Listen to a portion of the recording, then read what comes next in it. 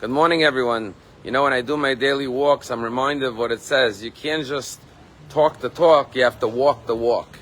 And that's what this week's Torah portion is about. It gives us the commandment on the holiday of Passover not to eat or own any chametz, any leavened bread or items. And when the Torah gives us the commandment, the Torah says, Tashpisu sa'or mibotechem, which means you shall destroy any chametz, any leavened bread or leavened items from your home.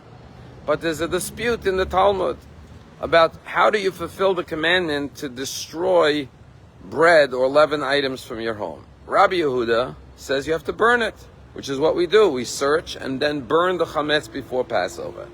But Rabbi Shimon says you don't have to actually burn it. It's enough if you crumble the bread into small pieces and throw it to the wind or into the ocean. What is the difference in opinion? So the Rogatchover Gaon explains that the difference is that you have to just destroy the form of the chametz, or you have to actually destroy the essence of the chametz. According to Rabbi Yehuda, you have to destroy the very essence. The substance itself has to be destroyed, so you have to burn it. However, Rabbi Shimon says, all you have to do is destroy the form, and therefore if you crumble it up, the bread into small little pieces, and you throw it to the wind or to the ocean, it's considered destroyed. What is the relevance of this dispute to our lives? The relevance, the psychological relevance, is that chametz represents arrogance.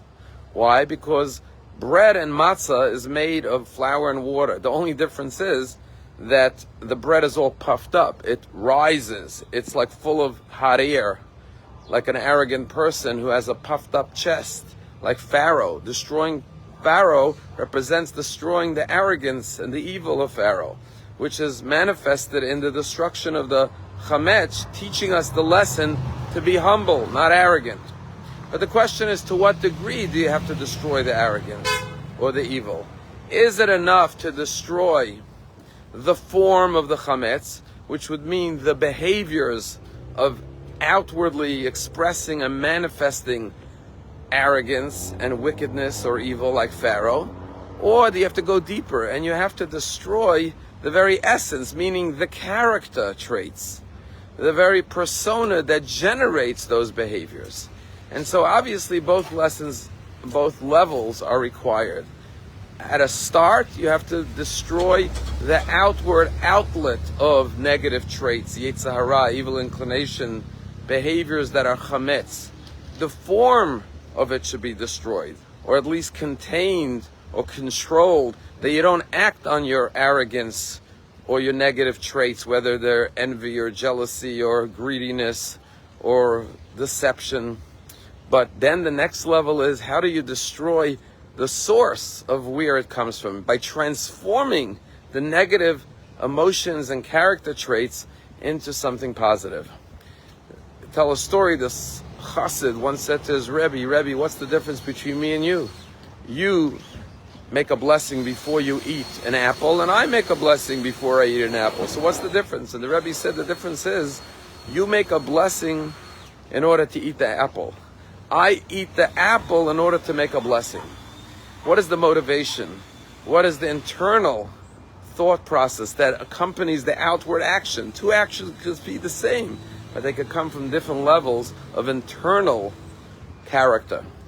Let's tell a story of a man came into a restaurant and he says to the owner, is it kosher?